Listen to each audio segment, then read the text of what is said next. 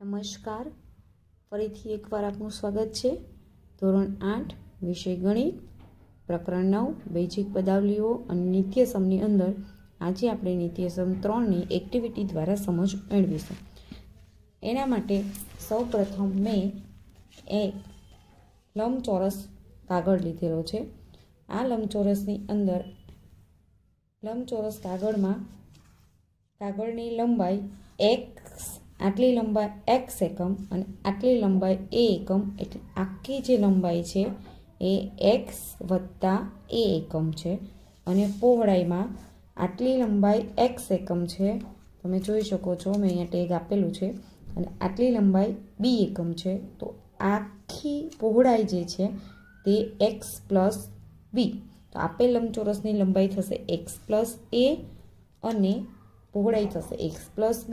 તો આ આખા લંબચોરસનું ક્ષેત્રફળ મારે શોધવાનું છે. તો આપણને ખબર છે કે લંબચોરસના ક્ષેત્રફળનું સૂત્ર લંબાઈ ગુણ્યા પહોળાઈ.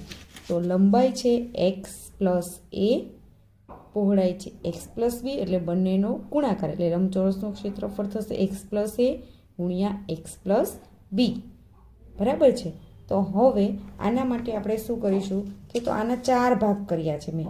આપેલા x લંબાઈ અને a લંબાઈથી કટ કરીને 4 ભાગ છે.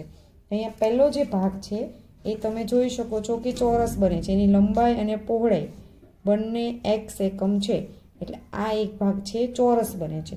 તો ચોરસનું ક્ષેત્રફળ આપણને ખબર છે કે ભાગ 1નું ક્ષેત્રફળ બરાબર ચોરસનું ક્ષેત્રફળ. હવે ચોરસનું ક્ષેત્રફળ લંબાઈ ગુણ્યા લંબાઈ, એટલે અહીંયા લંબાઈ x એકમ, લંબાઈ x એકમ, એટલે x ગુણ્યા x બરાબર xનો વર્ગ. હવે છે ભાગ 2. હવે આ જે છે એને હું કહું છું ભાગ 2. તો હવે ભાગ 2 તમે જોઈ શકો છો કે એની લંબાઈ a એકમ અને પહોળાઈ b એકમ, લંબચોરસ આકાર બને છે. જોઈ શકો છો તમે લંબચોરસ આકાર, બરાબર. તો ભાગ 2નું ક્ષેત્રફળ બરાબર લંબાઈ એટલે a, પહોળાઈ એટલે b, a x, a ગુણ્યા x. હવે ત્રીજો જે ભાગ છે, ત્રીજો ભાગ પણ લંબચોરસ બને છે. અહીંયા જો એની લંબાઈ x એકમ છે, પહોળાઈ b એકમ છે. તો ભાગ 3નું ક્ષેત્રફળ શું થશે? તો ભાગ 3નું ક્ષેત્રફળ બરાબર લંબાઈ ગુણ્યા પહોળાઈ, x ગુણ્યા b બરાબર x ઇન્ટુ b. ચોથો જે ભાગ છે એ પણ લંબચોરસ બને છે. એની લંબાઈ a એકમ અને પહોળાઈ b એકમ છે. તો ભાગ 4નું ક્ષેત્રફળ જે છે, ભાગ 4નું ક્ષેત્રફળ બરાબર લંબાઈ ગુણ્યા પહોળાઈ એટલે a ગુણ્યા b, એટલે a b. તો આ 4 ભાગનો જો સરવાળો કરવામાં આવે તો મૂળ લંબચોરસનું ક્ષેત્રફળ બને છે. તો હવે આપણે જોઈએ અહીંયા, તો x plus a into x plus b બરાબર ભાગ 1નું ક્ષેત્રફળ વત્તા ભાગ 2નું ક્ષેત્રફળ